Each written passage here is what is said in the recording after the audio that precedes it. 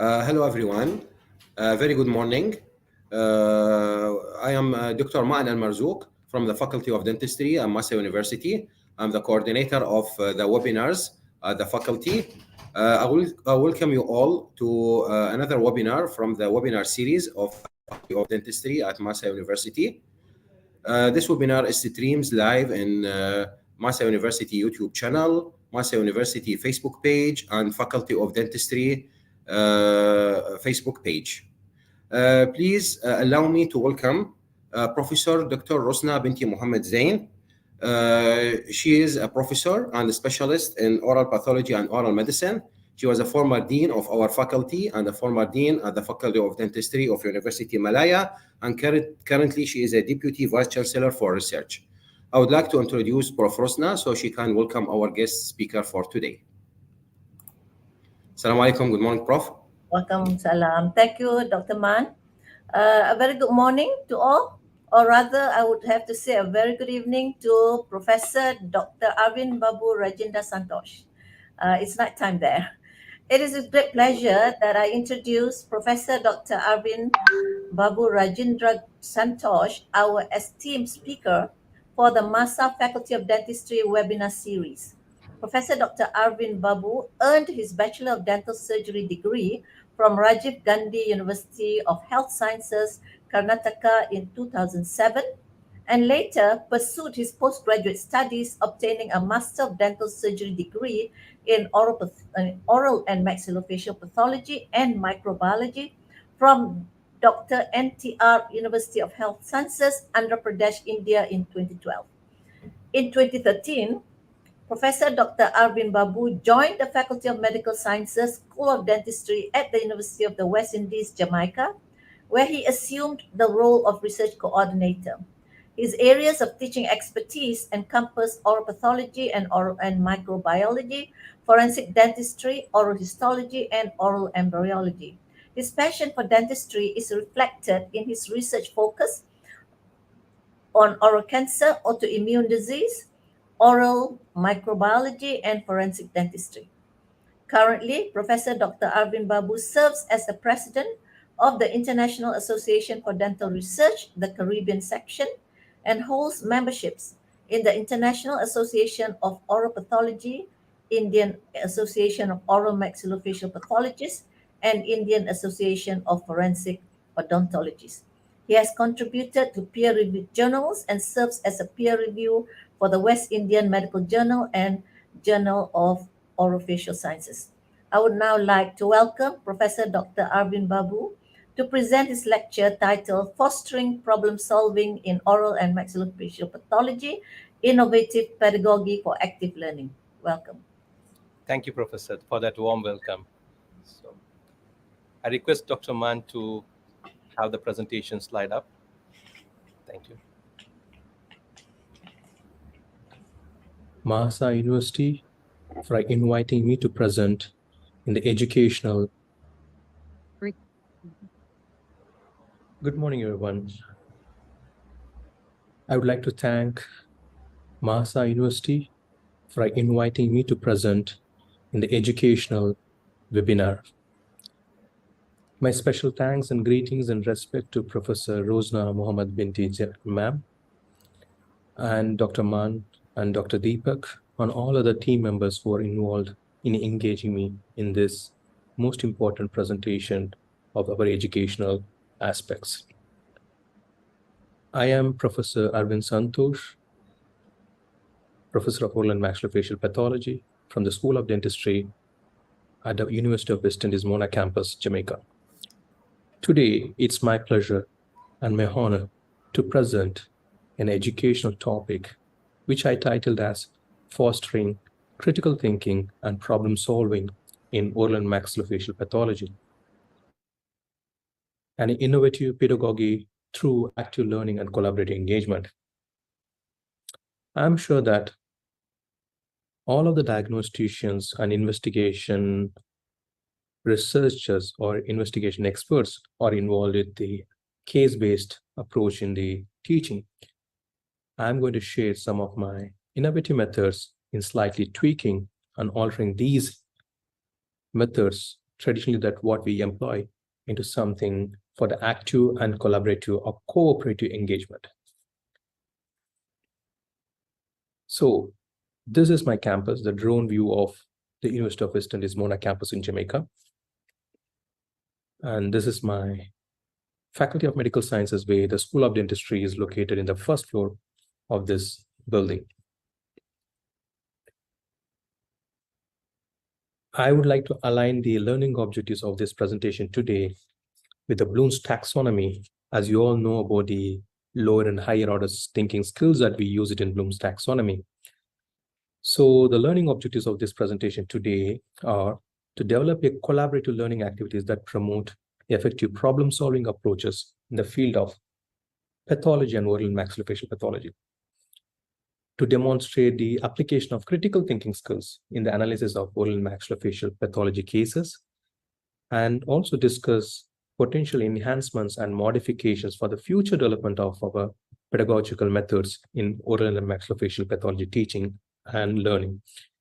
Examine the observed outcomes of this innovative pedagogical approach, focusing on the improvements in student engagement, academic performance, and critical thinking skills, and understand the significance of the critical thinking and problem-solving skills in the context of oral and maxillofacial pathology education.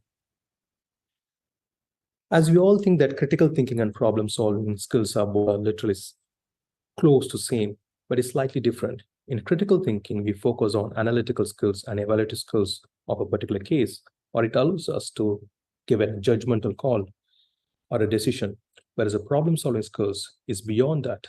In a given specific challenge, how the person is focused to develop an answer or a solution for the given challenge. So with this learning objectives, I'm going to into the presentation. So I welcome you all to my presentation that is titled here. So the contents is showed here for your visual capture. However, what is most important here today is that the method that I employed in my teaching practice. Yes, we all do the case delivery and we all do the case-based learnings and we all do some assignments. What's a slight change that I made here is something that preparing for the lecture, prior to the lecture, there's some case scenarios being posted and we try to stimulate a learning environment in the class presentations and making more of the interactive and students to come with some kind of detective eyes open there and with a curiousness in their mind to learn to the case that we're talking about, the condition that we are talking about. So here I approach two important aspects called as active and collaborative or cooperative learning methods that I achieve through the case-based learning and literature learning of an oral condition. These are the two important activities that I try to include in a different dimensions on a similar aspect to get that result. So who am I as an educator? As you all know that I'm an oral maxillofacial pathologist and I'm here delivering this particular course and various other courses that are related to oral and maxillofacial pathology in the School of Dentistry campus since its first cohort in 2012 to date. Initially, to be honest, my thought process of delivering the course is all about making the students to be aware of the cases, pathology, and ensure that they understand the contents of oral and maxillofacial pathology course. And I believe the learning should come from there. However, in the landscape of the teaching practice in the university system, I was informed that I should take up a university level of teaching and learning program, which is like a 2-year program, postgrad diploma, which I did it in 2016. And in 2020, just about 2020, just during the COVID, I'm also certified to be an online educator, which was like an 8 months program, 6 to 8 months program. So I gave examinations and got through with that. Graduating in the teaching diploma course and an online educator program provided me a greater insights of an innovative teaching methodologies, especially to the modern generation, how to reach their minds. So getting to introduction, as you know that this particular innovative mechanism is stemmed on two aspects called as critical thinking and problem solving. And I believe that critical thinking is the bedrock of sound decision-making and is a main compass guiding the healthcare professionals for all the intricate cases. When this is paired with problem-solving skills, it transforms the theoretical knowledge into practical solutions, which is essential in every single discipline where every case is a unique challenge, and especially in pathology, is more important, I believe. So therefore, recognize the paramount importance of these skills. Today, I'm here to explore, and we are here to hear an innovative pedagogical approach designed not only to disseminate the information from the textbook or from the voice of the teacher to the student, but to cultivate these essential attributes of critical thinking and problem solving to our students. In simple words, the pedagogy practice in oral and maxillofacial pathology on these two items, which I am talking about, critical thinking and problem solving skills, was achieved by active learning and collaborative engagement. So looking at what all these two things now, active learning and collaborative engagement, let's get into slight introduction on those aspects. So in order to say what I have done, it's important for us to know how the program is set here. I'm teaching DDS program here, that is Doctor of Dental Surgery, where oral and maxillofacial pathology is a semester program. It's not a year-long program. It's only a couple of months we teach, maybe more than 3.5 months or 4 months. So this course, the course code is DNT3005. And here this course has two components called as coursework component, which is 40%, and a final examination component, which is 60%. So whatever we try to do, the students are in our hands during the course of period, and then final examination, they go to prove themselves what they are. In the coursework, it's important for the educator to nourish their mind, to develop, to make them to walk about a thought process. So the 40% coursework that we have it in my hand, so it focuses mainly on those two aspects. I try to design that into critical thinking and problem solving through those two approaches, which I mentioned, active and collaborative methods.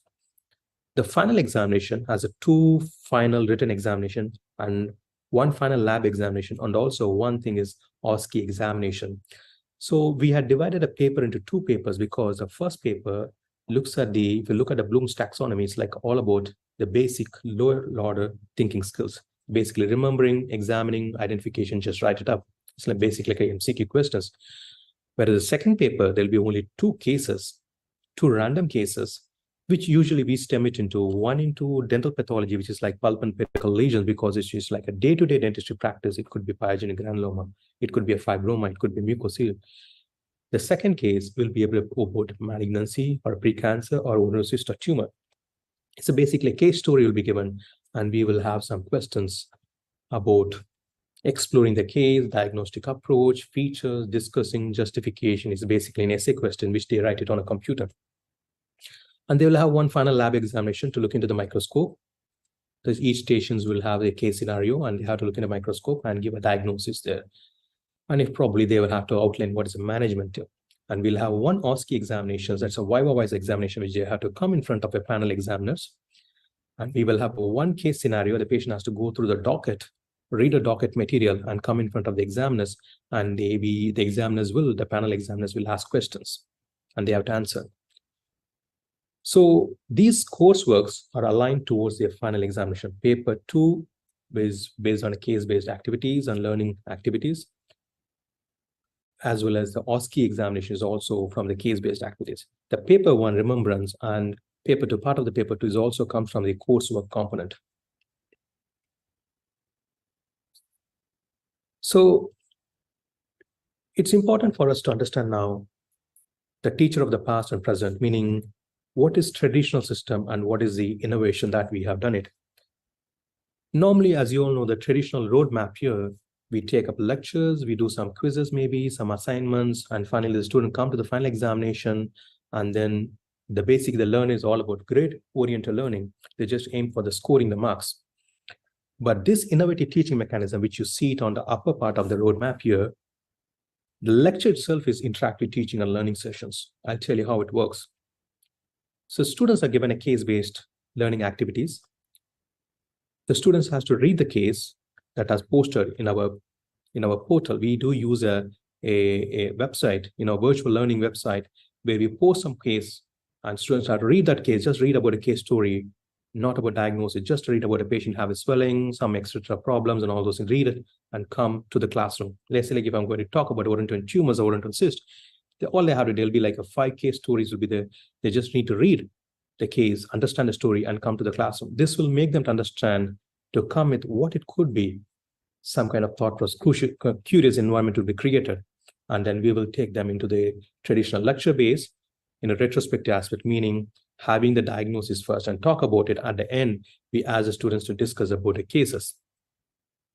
And then we have formative assessment strategies, which is a very important key here for us to align them for the final examination, not only final exam, but also to shape them to the real world settings. And the final examination also is not like a traditional exams where they have some questions to answer, but it's not that way. It is something, it puts them into real world situations. And we ask the questions based on diagnosis and investigation. How do they investigation? What type of investigation they have to do? When do they have to refer and things like that? So this is 2 simple slides, which I would like to show you all. So you see a slide here. On the left-hand side here, teaching sessions and formative strategy. And finally, you have final examination, learner for the real world. But you can see a small gap here, right? This innovative pedagogical agenda is to fill that small gap here. And that is what we plan the formative assessment strategy. So once we try to align, once we try to emphasize and try to link it to the real world situation and the final examination, I think the formative strategy, formative assessment becomes very meaningful, and students also know the most important, quote unquote, called as purpose of learning. I think this is what innovation here. So getting into one single chart to understand the insights of formative strategy here. So number 1, at the step 1, we have an engaging interactive classroom sessions that, as I said, so we have the cases, case stories, they have to read and come. So basically we put 5 case stories on each chapter, and students also, we call as a storytelling time. As soon as we get into the classroom, I will ask some students to tell the case stories or it's a storytelling. They can talk about any case story, either posted in the case in the virtual platform, or they can read it online and just tell they had found a case about Orenton tumor or a cancer or a malignancy, whatever it is. They can just talk about small 2 or 4 sentences, and we will try to explore that in the classroom. And the formative assessment, once a classroom topic, let's say like we complete a cyst and tumor, so later they have a formative assessment strategy for each and every single chapter. They will have a case-based learning. The case also will have a problem-solving activity, as well as, and one more important thing is peer learning and active learning and cooperative learning. This we emphasize by outside of classroom engagement, how to engage the students. In this with these modern students, it's very important for us to know or learn how to engage the students outside of classroom, how to engage the students outside of what we taught in the classroom. That's most important. I think these formative assessment, we have to plan in those areas. And finally, we, as I said, final examination will have both lower and higher order thinking skills. So a few minutes ago, I just said about I'm going to discuss about teaching methods. So these are the main disciplines of the educational principles, quote unquote. As we are speaking much about these fancy new terms, critical based learning, number 1. This particular learning approach emphasizes on the development of critical thinking skills, and it involves the students in activities like engage them in analysis, evaluation, and interpretation of the information. And here the students are allowed to prompt the questions. Some of the fellow students can answer, or we can answer. And before we answer, or before the fellow students answer, the students has to analyze it and evidently collect the data and develop an answer with the reasons. This will foster them deep understanding of the subject matter. Any student who answers in the classroom must come with a reason. So this will allow them to think, cross-think, or cross-learn. The next thing is called as peer learning. I'm going to say, how did I employ this peer learning strategy here? Peer learning is, in simple words, it is from student to student learning. It's a mutual learning. where the students share the knowledge, discuss the concepts, and collaborate on their projects. This approach promotes active engagement, enhances the communication skills, and know how to respect each other's thoughts when they are correct or incorrect.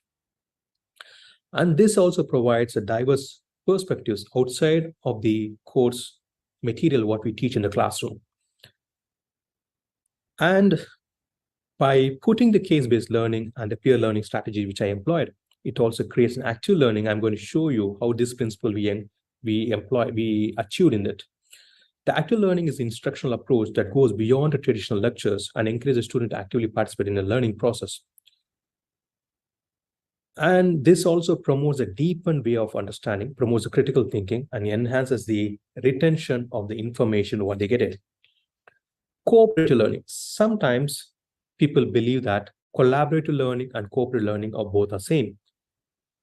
There's a small narrow gap in between both of these aspects. Collaborative learning is, we can put it as a group learning. So, whereas in cooperative learning, it is focused on outcome. Collaborative learning is focused on outcome of the learning, is a group outcome. We have one product, whereas in cooperative learning, it is a pathway of collaboration. So for example, if you're going to give a group activity, let's say like 5 members are there, we don't know if all students has involved actively in the same manner, because they might come with a presentation, they might come with an answer. We don't know who was involved or who was not involved. Whereas in cooperative learning, each and every single student is given a shared responsibility and also cross responsibility between each student and come within a process. So in both collaborative learning and cooperative learning, both are focused on some group activity. Whereas in cooperative learning, each of the person has an individual responsibility and it is evidently showed. So it is focusing on a pathway rather than the main outcome. All right, saying that, what are the things that we included here? As I said, case-based learning, literature learning of an oral condition, and quizzes. These are 3 important components that we included here. So first thing is, I will show you the video and I'll tell you the activity, what we have it. The first activity is a case-based learning activity. The students have an access to our school portal or a university portal where each course has a virtual platform. So there will be a case, there will be a, let's say for a developmental pathology, there will be 5 to 6 cases, depending on the number of size of the students of the class. So normally our class students are around 20 to 25 students will be there. So let's say like we are working on 20 students now. So we will have, let's say like we are working on a chapter developmental pathology. There'll be 5 cases and there'll be 3 questions, meaning for each question, there'll be 3 questions. So basically like 5 into 3 is 15 persons can answer that question. So what they have to do, each student has to select one case. And one case is selected and there are 3 questions. So each student should select one case and one question. If a question is selected by a student and that question is out for the other student, I'm going to show you this picture also slowly. So students are now to read a question and post their answer. And there is a word count like a 150 to 200 counts. So they have to read a question and answer it. And not only that, and now they have to also read a fellow classmate's post and also they have to respond to the post. And they can also, they are allowed to do, they are encouraged to look at all other posts and try to comparatively evaluate, critically think, and then make a post for a student of the fellow student. And the response post has to be 50 to 100 words only. So when we have an activity here in the Western world, I think in the modern learning, more than Western world, we need to set the students about rubrics because students need to understand what are they writing, how would they get them full marks, how would they get how one would fail to get a marks or something like that. So it's important for in educational practice that we have to create rubric for every single activity. For example, if the student does not make any post, they get a 0 marks. Let's say like for a response post, where there is a primary post and the student has to respond to the fellow member's post. If they just simply write, I agree, I disagree, they just write a weak point to support or don't support their answers, they just get a very low score, like a 0.5 or 1. Let's look at the highest level of marks. Looking at the 4 or 5, which is the highest level of points they can get it, where the students read the multiple answers and understands the gaps between the answers, or try to integrate some either new concept, or try to address or try to identify what is missing and try to write in a response there. And that gives them the full score. And also the students who do not interact with fellow posts, but only focusing on only one single person post, we just give them a half-year score that is like 1.5 to 2 marks there. So, and also we will, as a teachers, we read up all the cases and we try to check which post is worth enough to answer, and everyone will be getting scores, but we will try to focus on answering the students' post, because this will allow the students to know that we are watching what they're posting. So now, case-based activity. I am taking this, as I said, that I'm doing it from long years. So I have taken a couple of them from the old and a couple of them from the new activities. So you can see this case-based learning from 2021, 2 years ago. And this is case-based learning activity 1, CBL1, which basically focuses on developmental pathology. If you see that this was initiated from the lecturer, in this case, myself, and you can see there are 36 replies. So let us look into this activity, how they are involved. You have a small video here. If you can see, this is the same page which I showed. So the students will be able to click on this link here. Once they click on, the case opens. These will be short cases here. There'll be 5 images or sometimes 5 case stories. And you can see there'll be 3 questions. One will focus on diagnosis and justification. One will focus on investigation, maybe radiological, maybe histopathological. But in oral pathology here, we focus on a culminatory investigation, not just only the histopathology. We look at the CPR, meaning clinical, pathological, and radiological diagnosis. And also one of the questions will focus on differential diagnosis. So now you can look at this post here and you can see how each student has interacted. The student would have selected, for example, if a student selected one of the case image or case story and one question is selected, the next student is not allowed to select this question now. The student has to select question 2 for story number 1. And another student should take answer question 3 for the story number 1. Fourth student can take case number 2 or story number 2 and question number 1 and question number 2, 3, vice versa. It keeps going on like that. And student now should not, let us say I have chosen story number 1, question number 1. Student is not supposed to respond to the question number 1 because they have to explore that path, that theme was explored. So they must focus on exploring the question number 2 or 3 response post.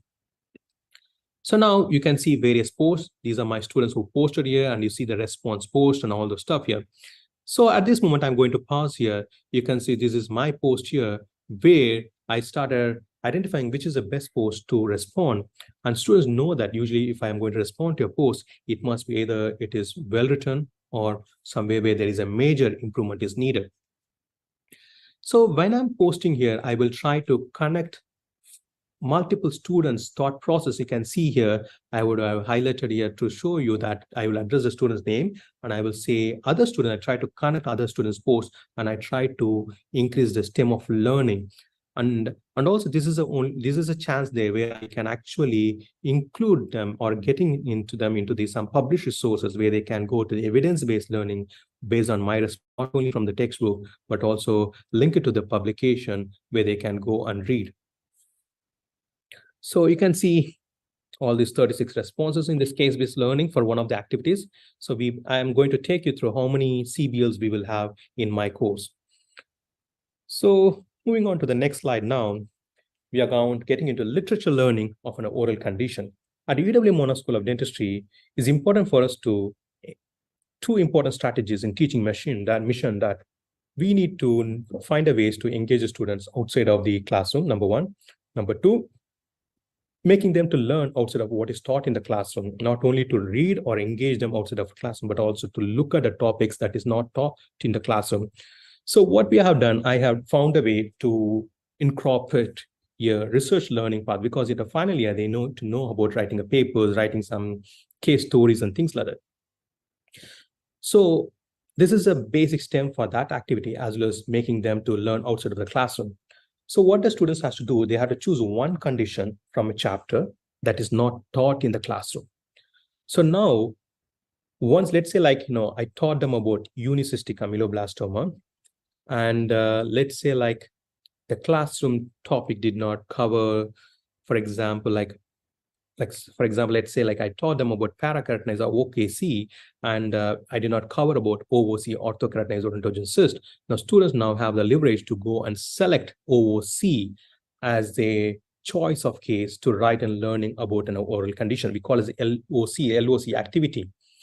So what they have to do is that once they find out like OOC, they have to find a literature, and they have to write one small summary about that case, about writing about what is the chief complaint of the case. They have to read the case, they write what is the chief complaint, and they have to focus on what are the examination findings, what was the challenge in the diagnosis, what is the differential diagnosis, and they can also write about investigative strategy, how did they manage.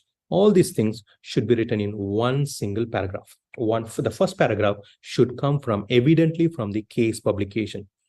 The second paragraph now should try to look into the textbook of OOC published case, into the textbook, and try to see, is there any similarities or deviations from what is written from the textbook from the published case. So that should be a second paragraph. Both first and second paragraph constitute for the LOC activity. This activity will have 150 to 200 words.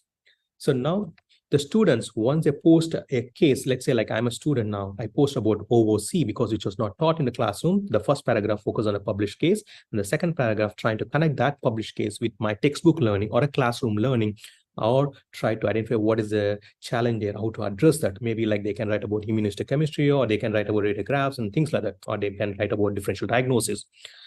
So that's one activity in this. And the second activity, what they have to do, they have also have to engage with the classroom, meaning like this is active learning, peer learning now, cooperative learning now, collaborative learning now here. What they have to do, they have to read a fellow member's case, like in writings. They can choose more than one, and they can try to respond, and they have to post a question. They have to write what is missing in their post and put a question mark there. This is something we are trying to ask them questions now. So this will forces them to think about hypothetically. They will try to put a situation. Maybe they read the fellow student did not write a differential diagnosis, maybe did not write about investigation strategy, or something is missing. The student has to find the area of gap, knowledge gap, and they have to put a question mark there. So there must be a reason, and they should also say that how did they come to that such type of thought process, so that the fellow students will know how did they develop that critical thinking process. So there'll be 2 posts per chapter. So there'll be a total of 10 activities, meaning we have a totally divided oral pathology into 10 different chapter areas here. So now let us look into the rubric again. So as I said, the importance of the educator is to put a rubric so students know what they're writing, how to write. So this rubric will tell them what is excellent to and what is a poor. So they can choose how to write that activity, and also here how they can write a response for a fellow student. And also we also detect the plagiarism, because they just cannot copy and paste it here. So our system, our platform, we use Moodle platform. It is linked with the turnitin.com, so we can actually detect the plagiarism. So this will give them an understanding about outside of the classroom activity, outside of the classroom taught material, as well as how to write a research paper. So now let us look into this small scenario here. So this is the LOC. And as I said, I have taken this from the current year in 2023. This is ongoing class. I hope you can see this is 2023 here, 13th October last month here. So now let us look here now. Let me play this video. Okay. All right. So you can see many students has posted different histoplasmas. As you know that we don't teach much about histoplasma students in dental students in a undergraduate level. So a student can write about anything else. So here, the student, the first paragraph focused on the published case evidence, and you can see, you can see that there is a reference given here, and they can also write the textbook reference, because in the first paragraph focuses on the case, published case, summarizing, and the second paragraph, they have to connect that publication and identify the knowledge gap and try to post it here. And here is a fellow student who posted what work they had commented here. So, and also they have written about this particular student has missed about diagnostic aspect. The student has about the diagnostic aspects here, and help to allow the student to think about some kind of investigation method here. So now here, as a teacher, now identify which post is good here. And I try to say that, you know, I will leave a different question here instead of giving them comment. I would say, for example, Mr. Greaves, you have identified the right gap in the primary post, an excellent shift towards the diagnostic techniques. I appreciate your efforts in this area. Have you also explored the aspects of differential diagnosis for this question? So this will allow the student, this particular student is responsible to find the answers, and they can also discuss in my classroom about how that question, because students think that these type of cases can come in examinations or in the real world situation. So this is one of the ways of what we do for the peer learning as well as active learning or a cooperative learning. So going to the next one here, we have the lab sessions here. As you all know, at oral pathology, we teach labs. We focus on slide teachings and things like that. I feel is one of the very challenging things to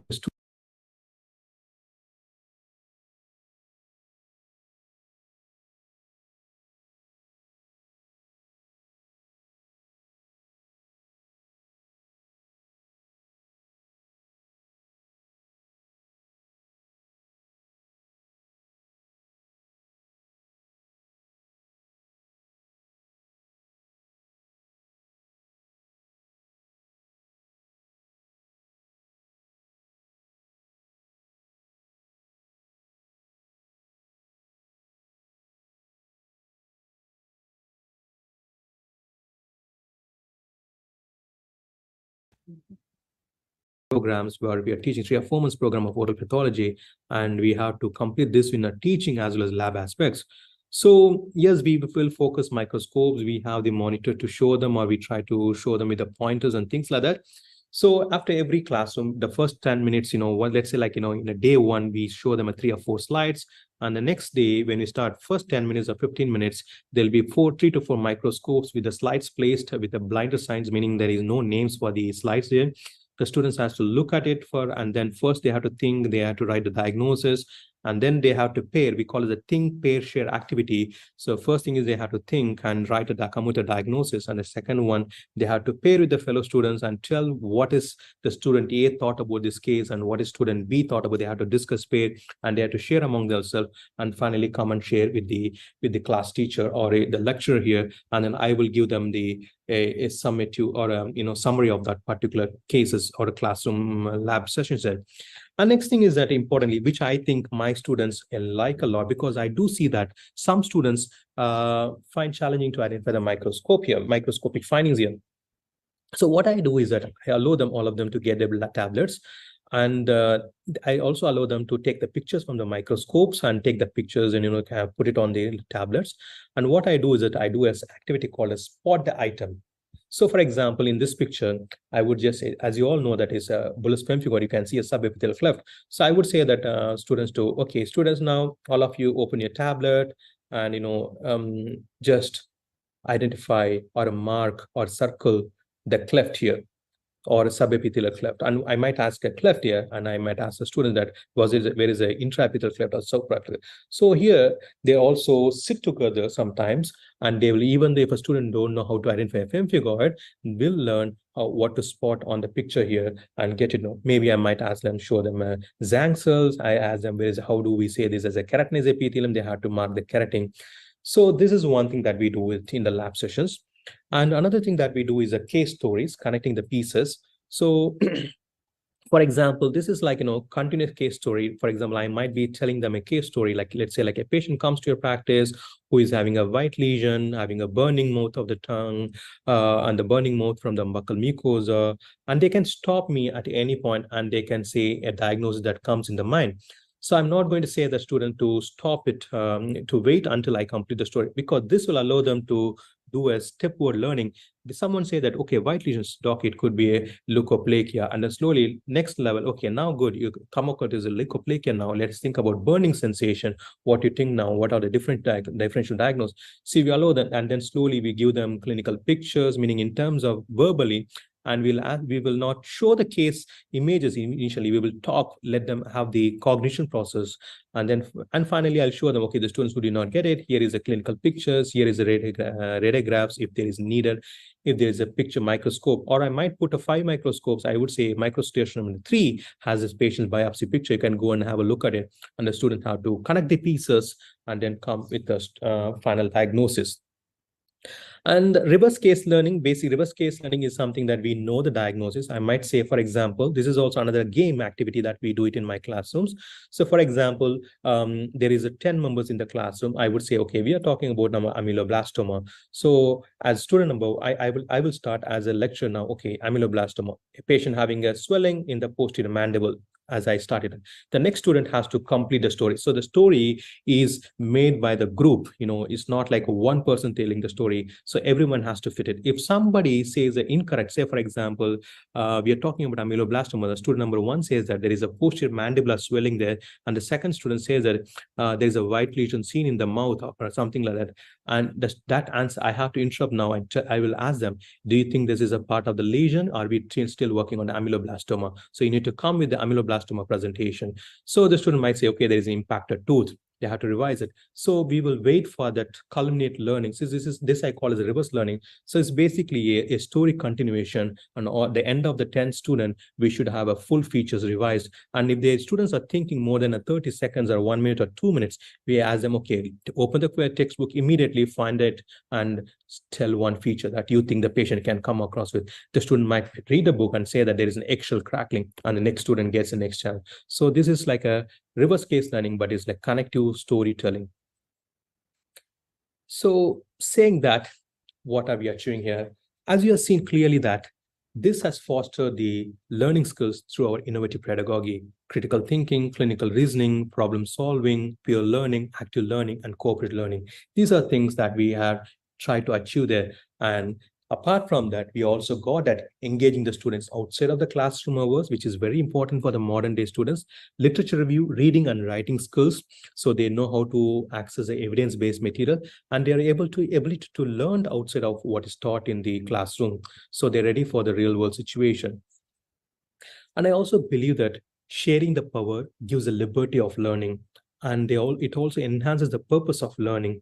And do believe that it will transform the capacity of education and teaching and learning. When I tell to my students that when I'm teaching, I'm also one of the learners in your classroom.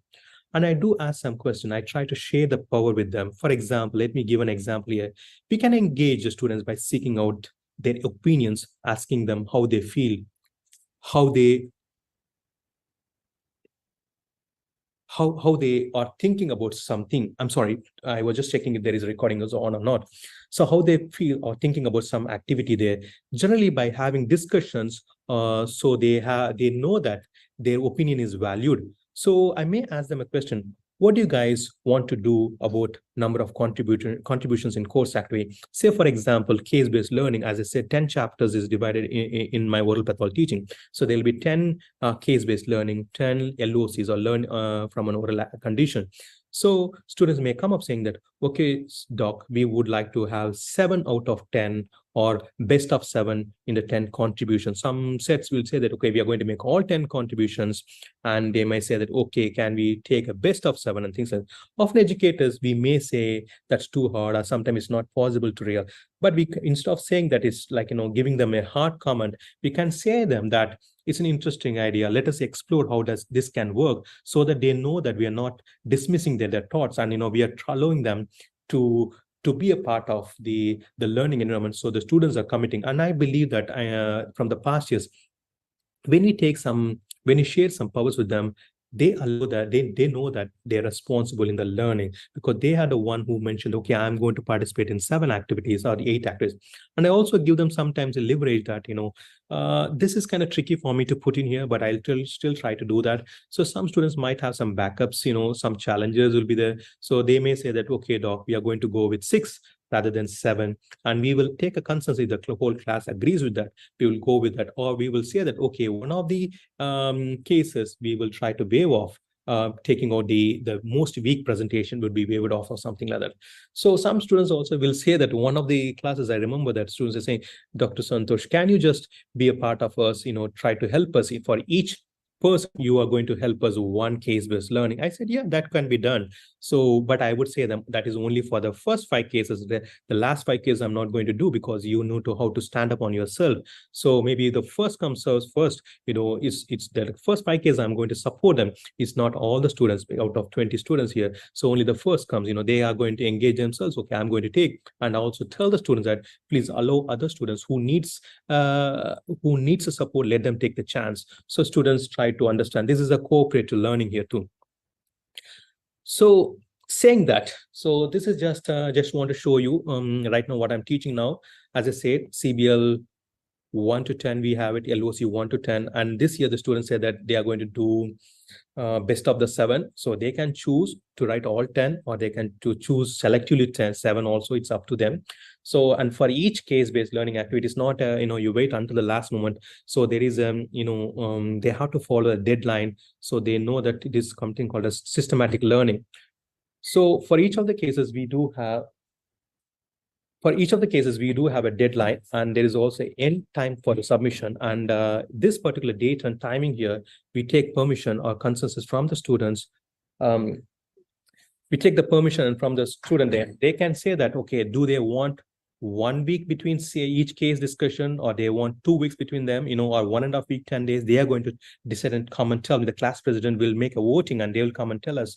And they're also going to say that, okay, it is going to be all Sundays, all Saturdays, or 8 o'clock or whatever. So this is another way of sharing the power. So we try to, they understand that the teacher is a part of the learning environment, and the teacher allows their thought process. Teacher respects their challenges. So this will better create a learning environment. So now next thing is, this is another interesting thing. Sometimes it's challenging to accept as a teacher here, but I do accept here, because I'll tell you how this can help. I had created an image corner for the in-course quizzes. I tell them, students, I'm also committed for you to get a better score. So as I said that, we will have a case-based questions, real-world case-based questions. I tell them, okay, I'm going to pick a case-based question from the published case. And students can take their own images, like, in my microscope learning, I do have a slides. The students are allowed to take some images, and I tell them to post their own pictures here. So I might say them, okay, I might take, 25 students. Each student is allowed to post one best picture, what they feel from their learning. But once a student posts, let's say like one student posts about pleomorphic adenoma, no other students can post about pleomorphic adenoma. They can post best picture of amyloblastoma or something like that. All right. So I tell them, okay, let's say like, I have a now case-based question now, case story is given, and it's a diagnosis about pleomorphic adenoma. I might choose the best case, like, there might be like 2 cases, and I will tell them, okay, one image will come from, one histopathologic image will come from your learning. And the case images will be outside of the, from what they learn, because it comes from the published case. And I think the students respect a lot, and you can look at it, how many images they have posted in image corner. Some students put with the diagnosis, some students don't put, because they want a fellow students to think, and which I welcome both thought process. I'm going to scroll it here. You can have a look at here. Oh, sorry, I had moved fast here, so I had to click play here.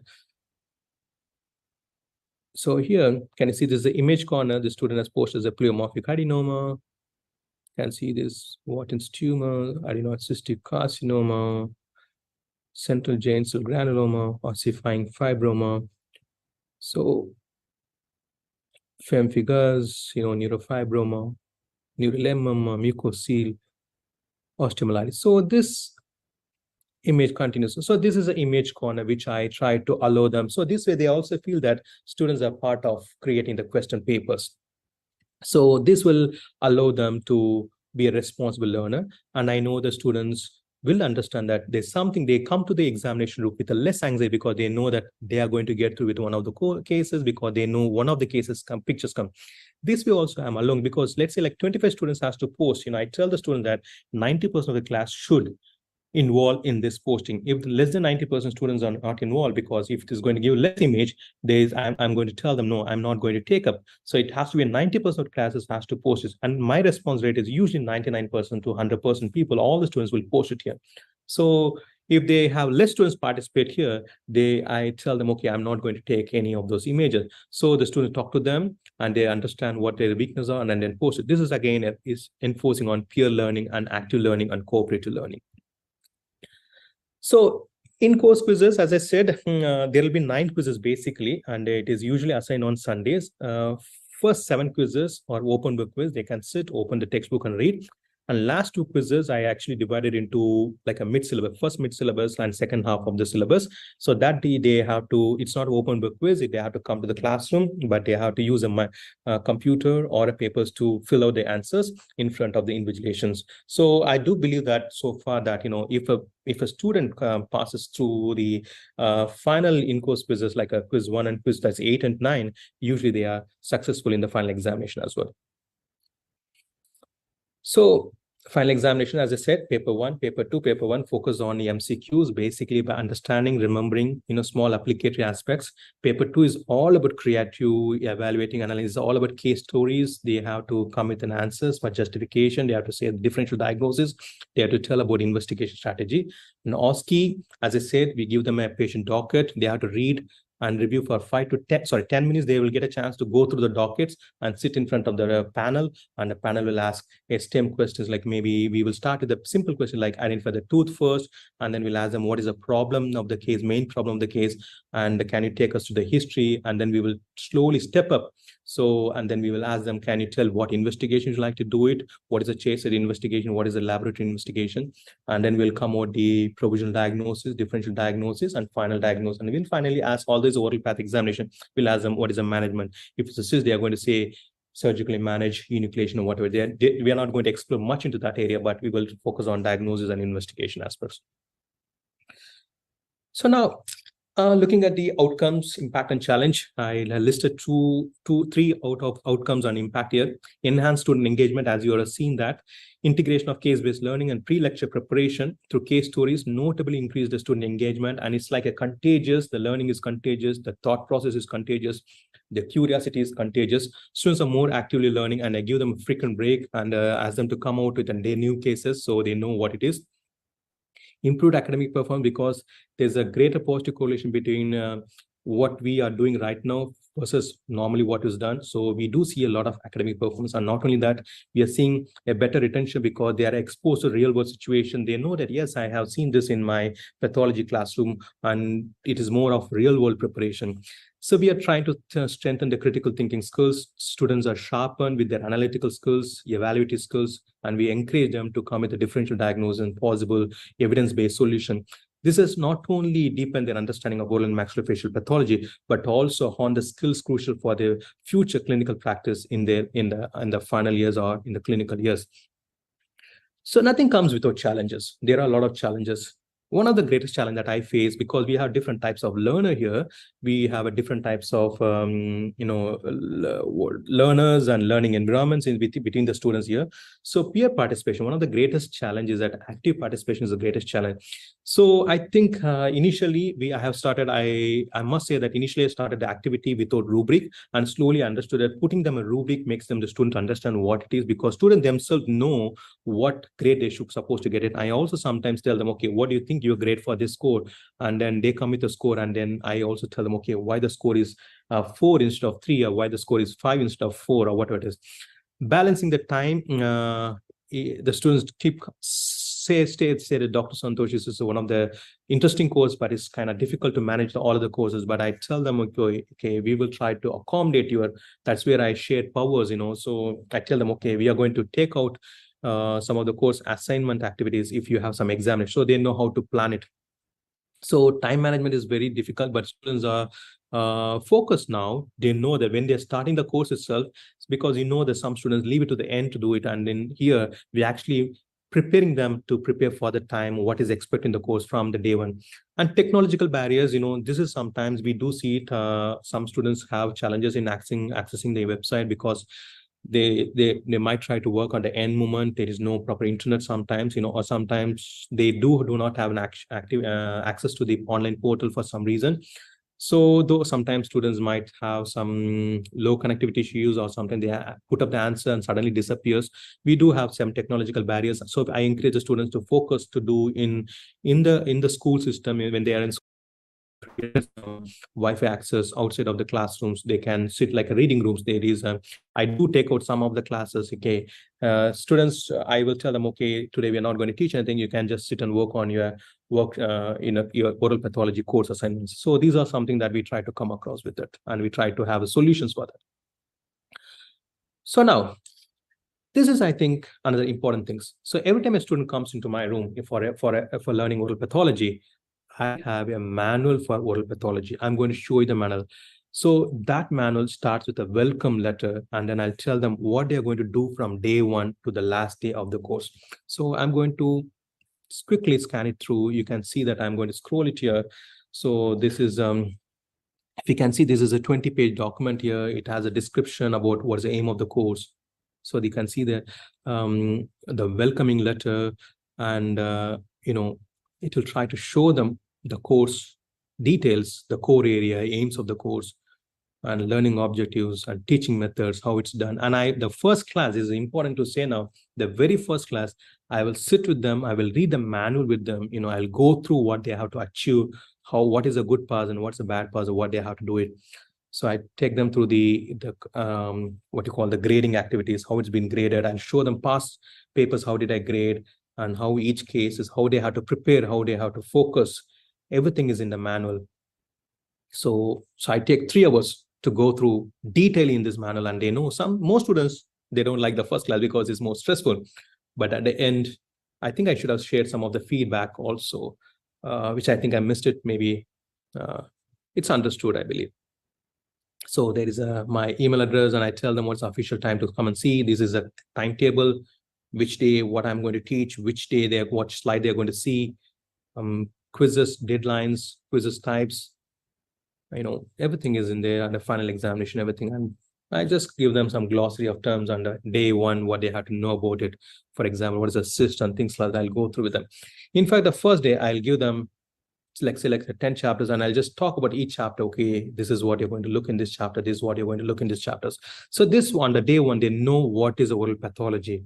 I think this is most important for any learner who comes into the course. So now, what's the take-home message? Who are we? I started, who am I? Who are we now? We are a mind nutritionist. We provide a nutrition to their brain. As we all know, that balanced diet constitutes some amount of carbohydrates, some amount of protein, some amount of fat, some amount of fibers. Similarly, I think we need to come across with a balanced teaching and learning sessions. So, and that constitutes, we think mostly it is all about assessment, final assessment. And I believe that there is an equal contribution of interactive teaching element and formative assessment also. It's not like you give them work and they are doing it, and we have to be there, and I try to navigate through that. And I did say that, in the formative assessment, because there are different learners, but we all are good learners, and nowadays learners are visual and they learn from each other. So we need to identify how to engage between the people. And I think if we do that, we are more successful.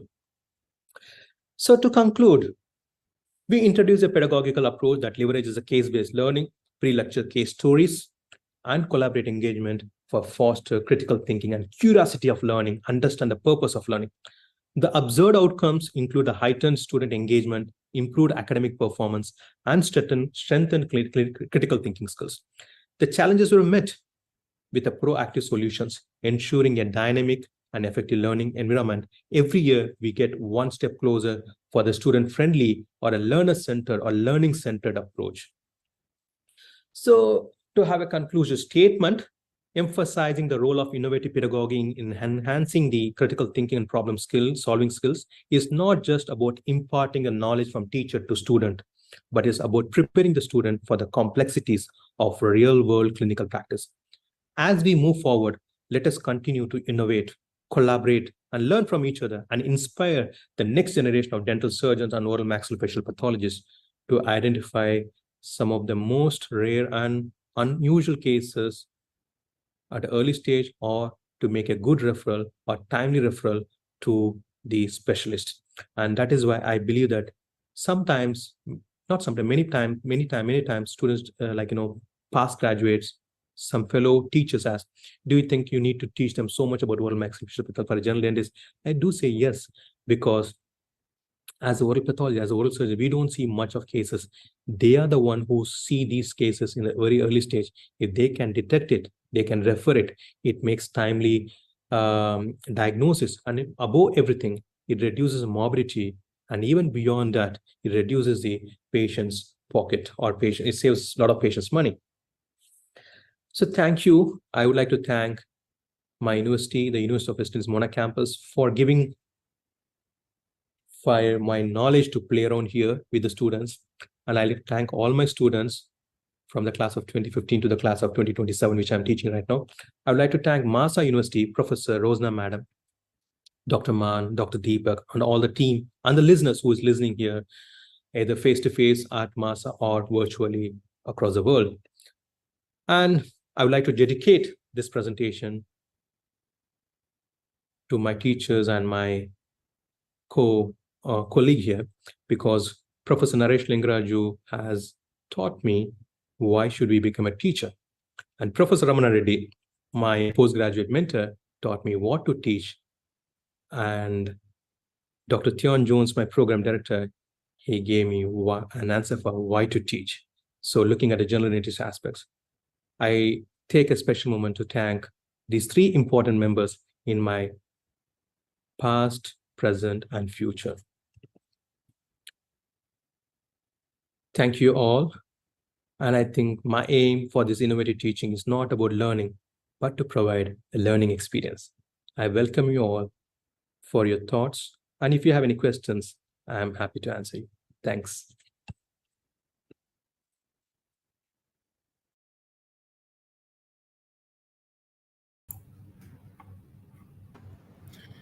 Thank you so much, sir, for your informative presentation.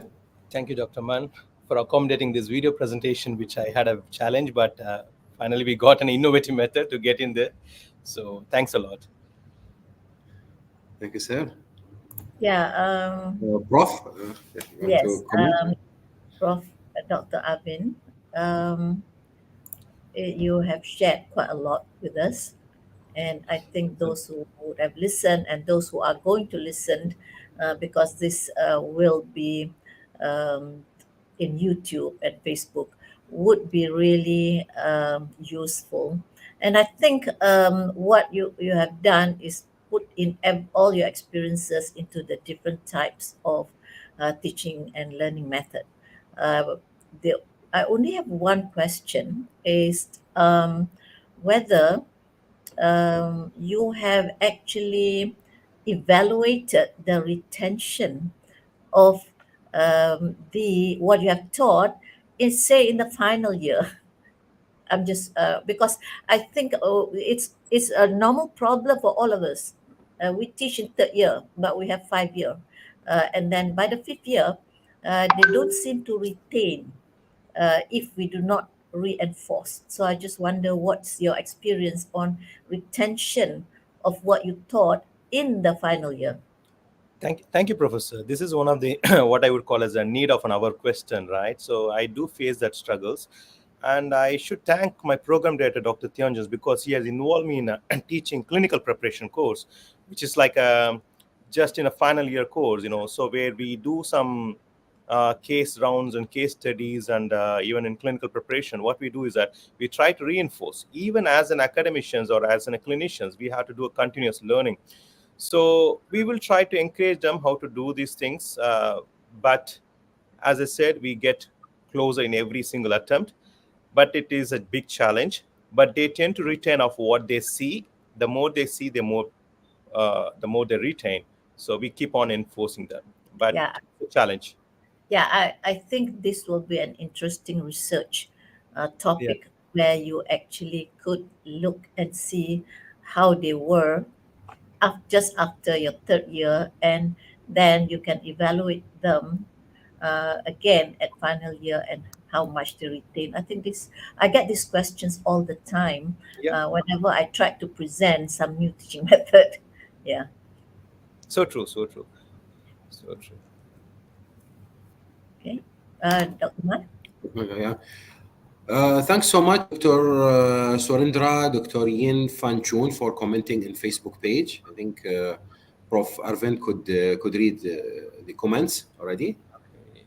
As I don't have any other questions on social media, please allow me to thank Prof. Dr. Arvind Santosh, our guest speaker for today's webinar, for contributing, giving from his time and sharing his knowledge and experience with us.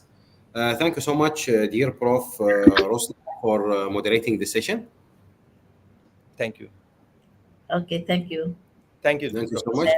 much. At the end of the session, I would like to ask all the viewers, the session will remain on social media for people who can see and comment later. Please stay tuned for our announcement about the next webinar on the month of December. So thank you so much, everybody, and have a nice day. Okay, thank you. Bye. Thank you. Bye bye.